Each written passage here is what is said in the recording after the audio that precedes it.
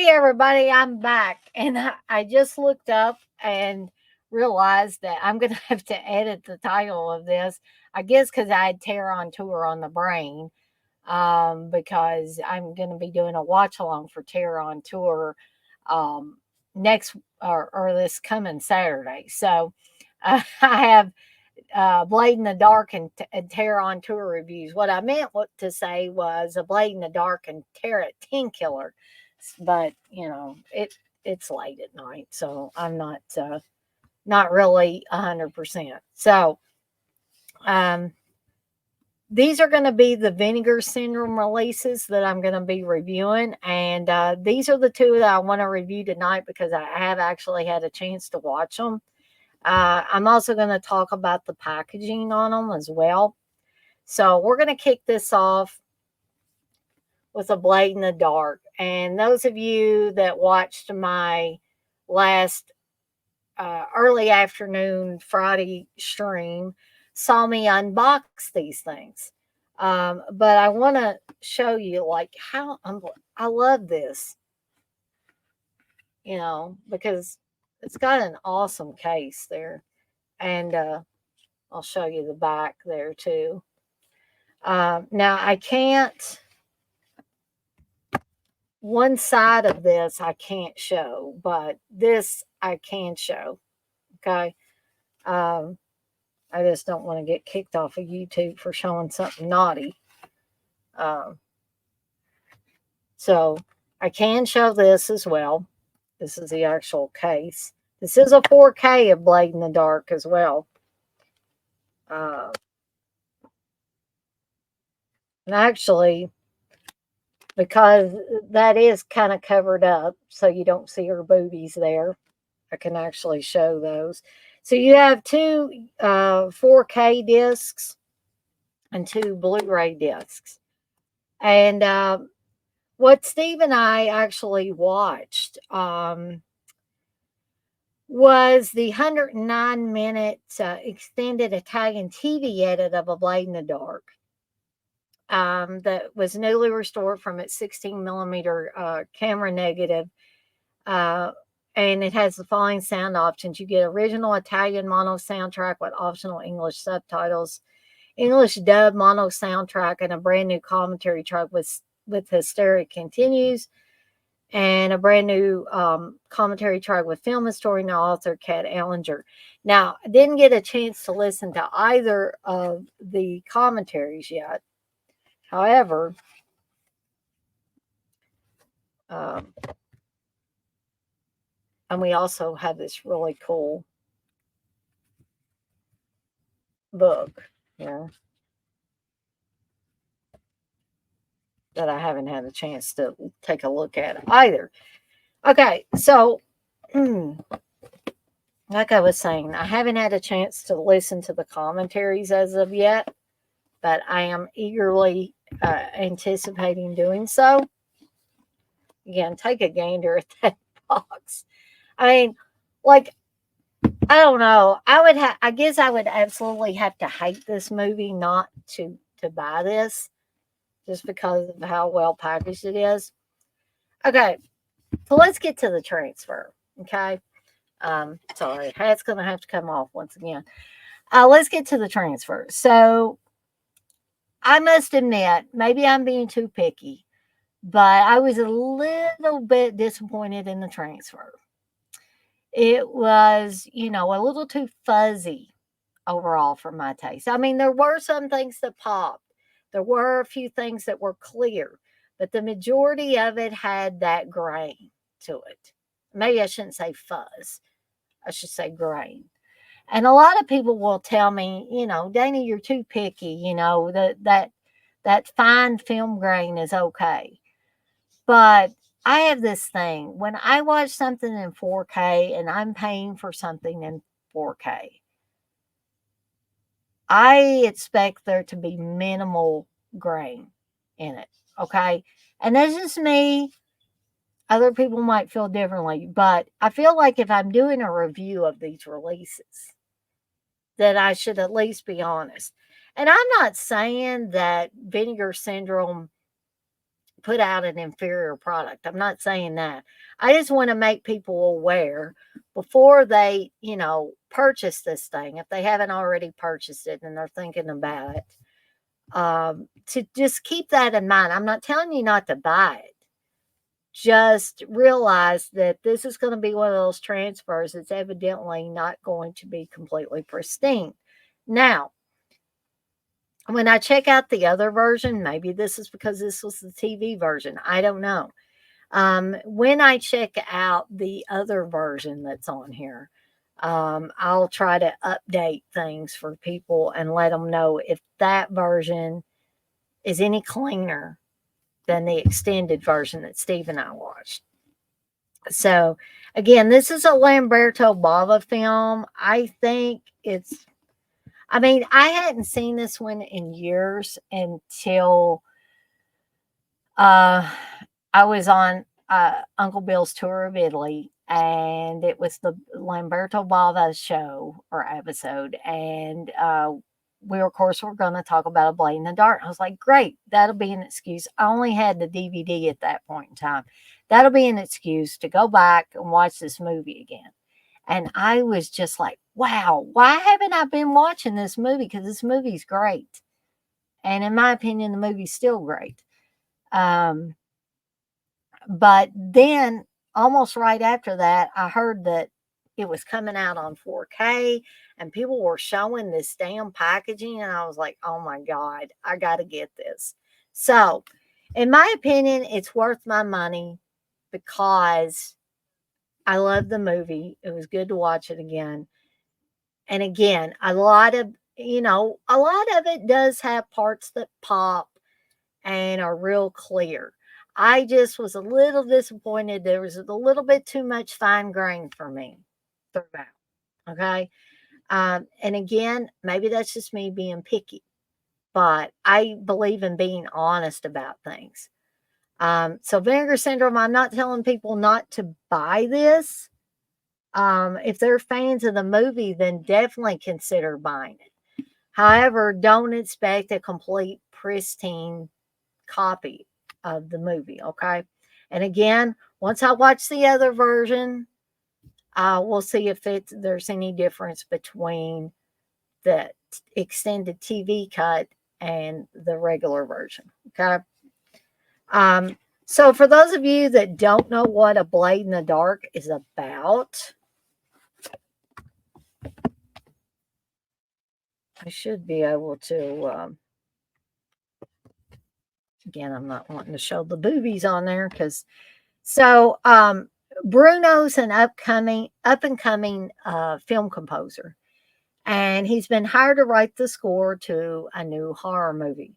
The film's director, Sandra, suggests that he move into a spooky and secluded villa so as to get extra creative inspiration. However, life begins to imitate art as a vicious killer starts bumping off anyone and everyone who happens to pay Bruno a visit.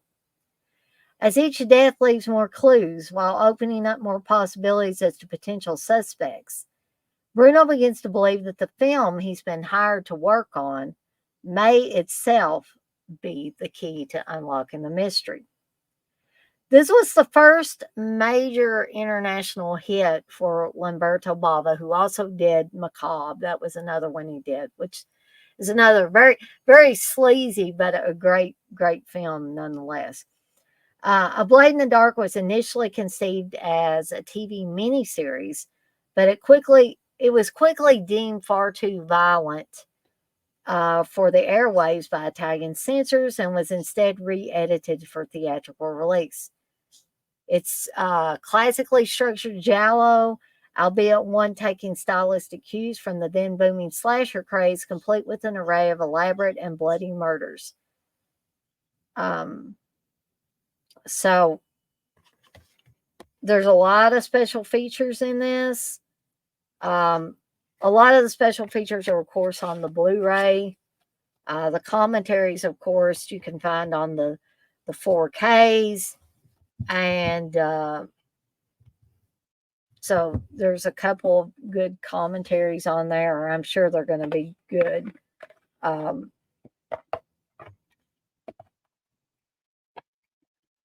But I just love again, I'm showing this. I love these packages that are just unique like this, where they kind of slide open like that. But I better be careful with it because I don't want to like mess anything up. Let's see, you can see the back version too as well. Okay, so that's Blade in the Dark. Yes, I can recommend it, but just be aware that at least the extended television cut was a little too fuzzy or too grainy for my taste. Okay. Doesn't mean I'm not going to watch the movie anymore. Doesn't mean I'm disappointed that I paid for this, because the overall package is just great. So, the next one I want to talk about is the 4K of Terror at Tenkiller. And again, as other people have put this is an awesome package. The package is actually too good for the movie. I love the movie. I have a lot of fun with the movie. But the truth is, it's not a very good movie. However, I'm going to bring something up here in a second that was at first very odd to me, but I'm going to get to that. So here's the back of it. That looks nothing like Jana in the movie. I don't know who they got to model for this, but anyways, this is the actual original cover for Terror at Tenkiller, and because I have this slip cover, usually if I can switch around and get the original cover art for the movies, then I will keep the slip cover on it, but then I have both. I have the best of both worlds there, right? Okay, because sometimes the original covers are better than the slip covers, and sometimes not. Okay. And you can see that I still have the 4K in the player. This also has a Blu-ray with it. All right. So, okay. Now let me get to the thing that I know I was a little sleepy last night when I was watching it. However, I have seen the old version. I actually have a DVD that has both Terror at Tenkiller and The Last Slumber Party, both of which were filmed in Oklahoma, and both of which I talked about on 8 Horrors from Oklahoma, the stream that I did not very long ago. And I've seen that plenty of times, and like the acting is not that, or it doesn't seem that great on that version, on that old version. However, I'm beginning to think that the version that was used on this 4K and Blu-ray must be a different cut of the film. It has to be, because Tor's voice, for instance, the guy that is featured in this, the guy that works on the boats and kind of befriends Jana and Leslie. His voice is so much deeper on this version. I'm like, that's got to be either they didn't use that guy's voice originally, or they didn't use the guy's voice on this cut or whatever. I don't know what happened, but his voice is much deeper and it works better than whatever voice was used on the original version. Now, Leslie and Jana, when they talk, it sounds like the same voices that were used on the original that I saw, or the older version I saw. However, the acting seems better. So, again, it was very weird. I've never seen that happen before. But to me, it made the movie better because it made it seem like a better movie. Something else I noticed was the musical cues and stuff were different. They were not generic like they were in the original. There's no more is there like a Casio keyboard sound and music like when the girls are coming in to the town where Tenkiller Lake is. Okay. Um, and I was just like, wow, this is just making this movie seem a little more, maybe not completely upper crust, but for me, it was making it a better movie. And it just, though all those things combined seem to make this movie flow better. So, if you've seen Tarot Tenkiller in the past and you hated it and didn't get any enjoyment out of it, I'm not telling you to go out and buy this per se from Vinegar Syndrome. I'm just saying, if you can find whatever cut they used on this package, find that sucker, okay? Because probably somebody will end up, download or, putting it online at some point in time. Shh, didn't hear me say that, but probably somebody will. So, or you can wait till this thing goes down in price, because I figure eventually it probably will, and then try to get your hands on it, or find somebody that's got a version and ask if you can borrow it or whatever. But I urge people, especially if you've seen the old version like I have, and just tell me if I'm crazy or not, but I noticed significant changes in the soundtrack, in the acting, the voice inflections, all of that in this newer version. So I would have to say kudos to Vinegar Syndrome for getting this cut, because um, you're definitely making this film seem better than it did originally, in my opinion. And also, this thing looks great. It looks great. I mean, in a lot of ways, it looks better than A Blade in the Dark. There's not nearly as much grain on this release, in my opinion. Okay. So I need to check out these extras. And the majority of the extras, again, are on the Blu ray disc. Um, the Blu-ray disc contains everything on the UHD disc, plus the following special features.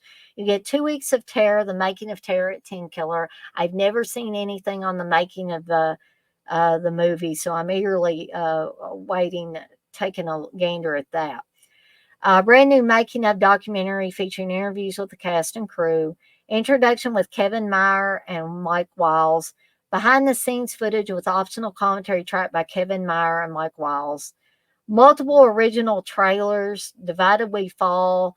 A short film co-written and co-directed by Kevin Meyer and narrated by Terror at Tenkiller director Ken Meyer. And Kevin Meyer, of course, is Ken Meyer's son, and he plays the rather abusive boyfriend Josh in the film.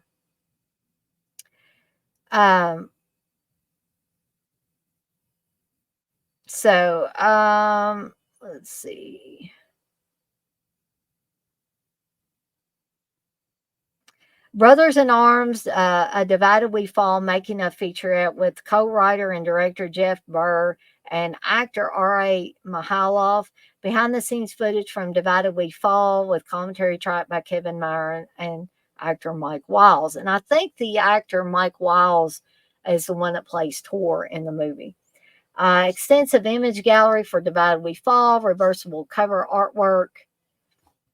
And yeah, definitely try to check out this new cut of Terror at Tenkiller. So I've been on here about 22 minutes. That was my little review on both A Blade in the Dark and Terror at Tenkiller, and other reviews for the other items that I received, or for the items I received from the Vinegar Syndrome order, are forthcoming as soon as I can take a gander at them. But it is now 9:46, and so Dead Pit is having the Lauren Marie Taylor interview at 10 p.m. Eastern Time. So I want to be able to check at least some of that out. So I'm going to get off here for now. But as I always say, I'm going to skedaddle on out of here for the night. And I will see everyone on the flip side. Y'all have a good night, and I will see you next time.